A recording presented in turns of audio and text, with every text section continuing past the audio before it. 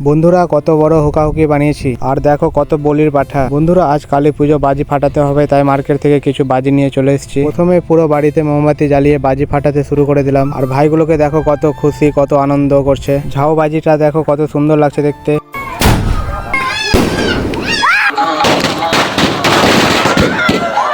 আর দেখো কত বড় হুকাহুকি বানিয়েছি আমার এইজ অনুযায়ী। আমাকে হুকাহুকি খেলতে খুবই ভালো লাগে।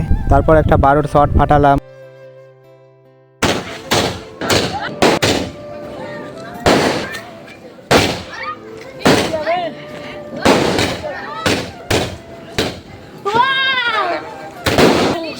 এই পটকাটা আমি নতুন দেখলাম, 2 হাত দিয়ে টান দিয়ে ফেটে যাচ্ছে।